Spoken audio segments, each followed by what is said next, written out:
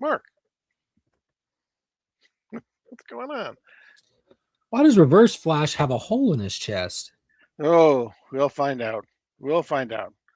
We will answer Will, that will we? question and many more in this episode of DC Comics Deep Dive right after this.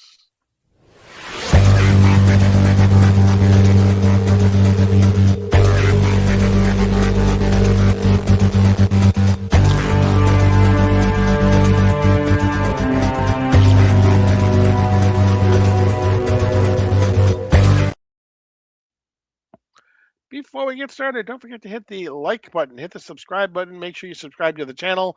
Make sure you leave us a comment. Let us know how we're doing. And hit the notification bell so you're alerted whenever we upload new content. We have two new Absolute issues this week. We have Absolute Flash number 12, end of the first year, and we have Absolute Superman number 17, almost the end of its year and a half. So, um, uh, if you recall Absolute Flash, we're going to start with Absolute Flash. We had the Reverse Flash and Wally. They basically Wally found his way back out of the other dimension or whatever you want to call it, Still of the point. still point, yeah. Um, and back into the lab, and he basically was facing down Eobard Thawne, the Reverse Flash, and basically Eobard keeps saying that there can be only one. What do you think he's referring to? One what? Seth. Seth. Oh, okay. Oh, you're allowed to have two. Yeah, exactly. Yeah, exactly. The rule of two, right? Yeah. Mm. Oh, pre-Disney at least. Right. Yeah, they just take off at each other, just go running toward each other. Eobard Thawne, the Reverse Flash, I guess. He's not called that in this, but No. that's what led to and believe he is. Monster size, huge creature, transformed, changed monstrously by his time in the still point, and they just take off to go to fight each other.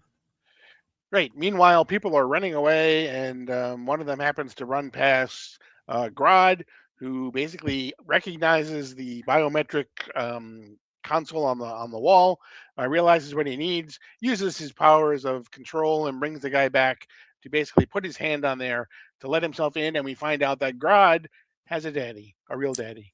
Yeah, little Grodd has a big Grodd. Mm-hmm. Yeah, he's trying to go in there to go release him while you just hear explosions and banging happening in the facility. And then we check in with our rogues. You have Eleanor Thawne, who's in charge of all of this, talking to Trickster, who's managing to keep everyone alive in the little Trickster force fields while all this fighting is going on around them. And they kind of hop to and start trying to gather their wits while Wally is fighting Reverse Flash, who seems to have taken down sometime off panel. Yes. But we see Barry. We see Wally and his dad have a quick moment to talk to each other and kind of reconnect. But just as they're saying some lovely things to each other, we basically see Eobard Thawne again rise from the debris and the wreckage. Who basically saying again, Wally, there can be only one. So this is where I got some questions. Okay. This creature never met Wally. Mm-hmm. This is Eleanor Thawne's grandfather that's been in the still point for decades. Mm-hmm.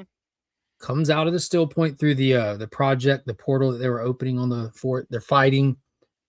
He stands up. He says Wally by name. Mm-hmm. There can be only one. And then what does he do?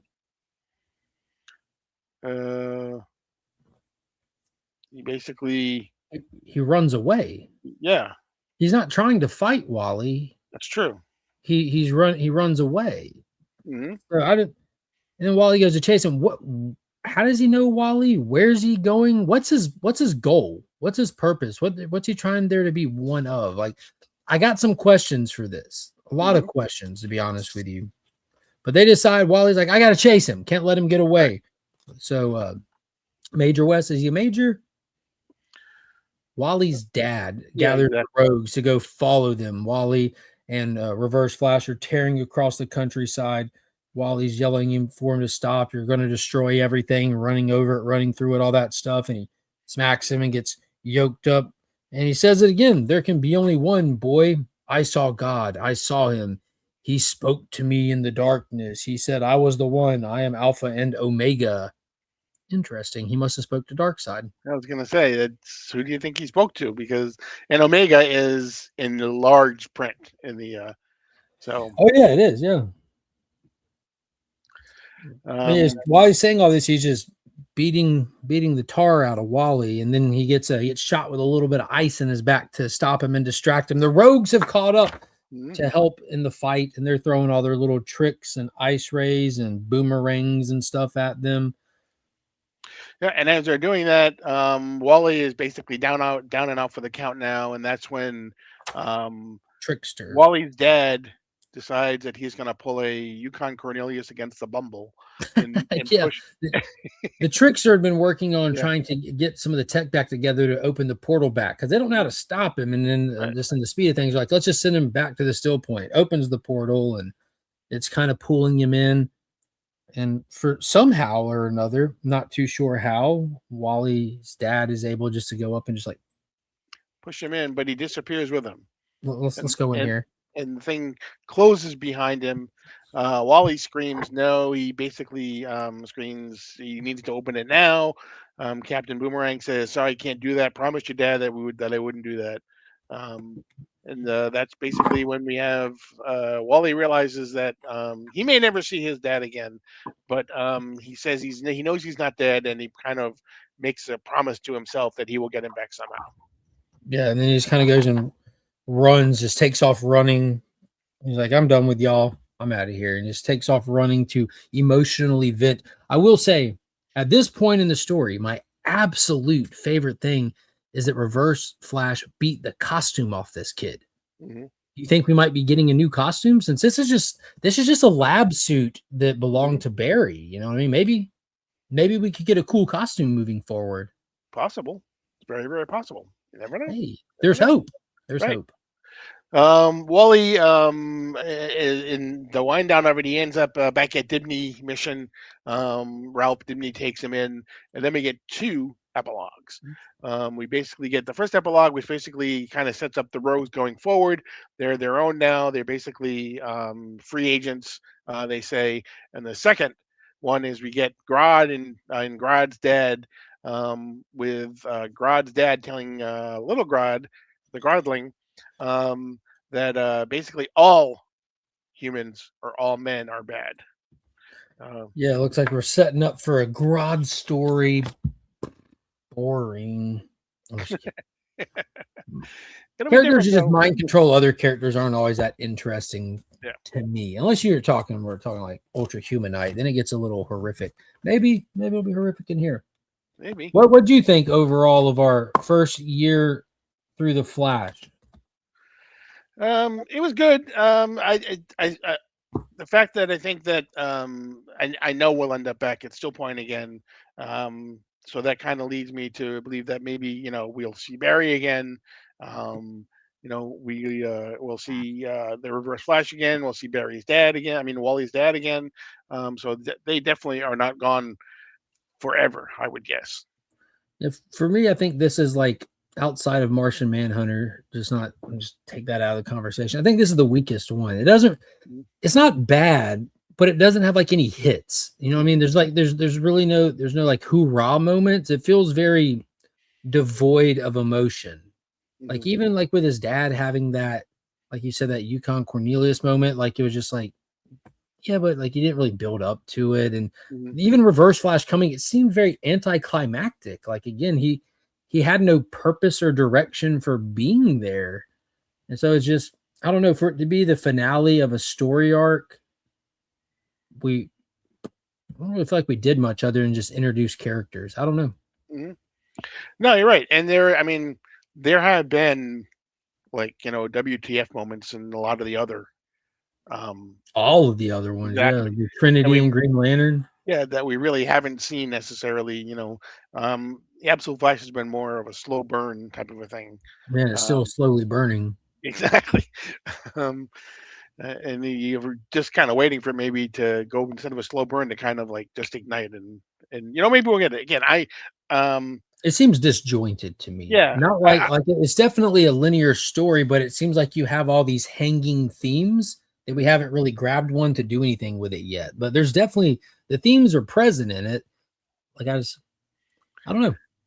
yeah. I think of the again, if you take out Martian Manhunter, I think I would agree with you that I think this is probably my least favorite. Um, but I'm still enjoying it. So Yeah. Yeah, it's not coming off of my pool list. I'm very curious. And maybe it's meant to leave you with those questions, but it doesn't seem like it didn't even seem like it was presenting them as questions. Like, notice he's not trying to fight Wally. Notice he knows Wally's name. Like, Mhm. it doesn't really present those as questions. It was an afterthought I had. I'm like, wait a minute. Was he actively fighting Wally? No. How did he even know his name now that I think about it? So I don't think well, it's oversight on yeah. Jeff Lemire. Jeff Lemire is not really one of those writers that like he Well, if you thinks of these yeah, and if things. you assume that he was, even though he was under the rubble, he could still hear things. His father screams his name a couple times. That's fair, but So, yeah, but yeah. anyway, how about speaking of W2F moments? How about the last 2 pages of this? Yeah, this is insane. Mhm. The most brutal moment in all of Absolute has happened numerous times in the pages of the Superman, and every time features Brainiac in it somewhere. Exactly. Yeah, I'm loving this artist before we even get started. I don't is this like one of those moments where we have like 2 issue mini story Yeah, layover thing before the next story arc? yeah, Because Rafael Sandoval is our normal interior artist, right. but we've been having the Ferreira interior artist, which I greatly enjoy. It almost has like this pencil paint combo feel aesthetic to it, and I absolutely Right. dig it. Yes, yes. Sandoval will be back the next issue, which will also feature King Shazam. By the Like, way, bro, look at this. yeah, I mean, look at that art. So last we saw our characters, Hawkman and Superman, were having like a fight conversation. They were talking a little, fighting a little, and then a giant monstrous parasite comes crawling through the city, a kaiju-sized parasite, and that's where we start with it just scooping people up and absorbing it into itself, hmm and in a horrific way. They're like comatose, but clearly alive, clearly in pain, creating this hive mind type thing. Lois is running for her life so she doesn't get scooped up. Meanwhile, Hawkman and Superman are taking an assessment of the situation and figuring out what we should do about it. yes. Lois is is first to see what's going on with everyone else, and she finds Jimmy. Kind of, it is very much like Stranger Things type of a thing. I mean, the thing Yeah, one looks like a Demogorgon for the first thing, if you remember, but then also it kind of it feeds off of fear. We find out that's one of the things that it feeds off of. Uh, specifically adrenochrome, Paul. correctly, Did you correct. catch that? Yes. Like, yo, that's Mhm. crazy. And when Lois first finds Jimmy Olsen, he basically just says, "Kill me." Um, and so she tries to help him, but that's not working well enough. So then Superman joins the fight, and Hawkman is still kind of very unimpressed with Superman and anything that he might bring to the fight. And he basically, tells him, "Hey, look, you know what? This is way above your league. Don't worry about this." So he says, "Open your eyes." This parasite says it gets its it hooks into people, and if it gets hooks into you because you're so powerful, you're just gonna like blow him. He's just gonna blow himself off the charts with power. Yeah, we can't risk you getting turned into a battery. Meanwhile, over in Pakistan, it kind of reveals what's happening here because we have Talia breaking into the jail facility to get her dear old dad out of there, who's not too keen on leaving. His spirits are broken, and she points it out and chastises him a little bit, like, suck it up, head of the demon. Like, nah, you're not gonna be broken this easily, but we got to get you out of here. Time for you to go back into the Lazarus pool. We can fix you. Mhm. And then back over in Metropolis, Lois gets got. Superman tries to break her free, and it seems to let her go. And that's where they get their first clue and insight on what to do about it and how it's operating. Yes, Lois tells Superman that the reason why it basically let her go when she basically saw Superman, she felt such calm and such peace and such safety from him that it basically let her go because that's not what it feeds on. Yeah. It feeds on fear, and stuff like that. So We learned that it's grabbing people, wedging their eyes open, inserting itself into them, and instilling them with visions of just horror. It's trying to get the adrenaline response out of their body, the dopamine hits, because it's feeding on all of that. Very very Podesta email-esque. Yeah. So Superman says, you know what? Okay, it's got 3 million people, and he's like, okay, you know what? I know what to do. I can handle this. Hawkman says it's impossible, and he says, yeah, of course it is. Just give me 5 minutes. Yeah, and he just goes in and just lets it grab him. And as soon as it grabs him, just like Hawkman predicted, it pretty much explodes in size, covering a lot of the city, yoking up other people in the proximity. And then we go into the mind of Hawkman, who got, as soon as it exploded in size, it got on Hawkman as well. And we see Carter just in his brain in this beautiful 2-page spread. Like, this is one of the most beautiful pieces of art.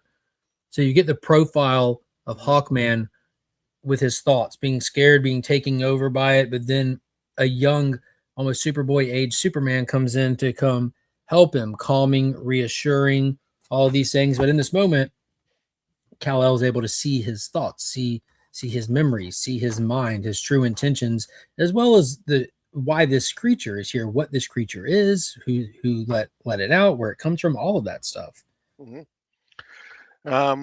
It basically becomes Superman again. He basically has everyone focus on him, and within a couple of moments, whatever, the thing just kind of lets everything go and just kind of explodes and shrinks down to almost nothing. Can you pronounce that word, that sound it made when it exploded? Splort. Splort. It splorted. And when it did it, that means that there's just citizens of Metropolis raining out of the air. So you get the zip, zap, zip, zoop, zoop, zoop of Superman catching everyone in super fast time. Right.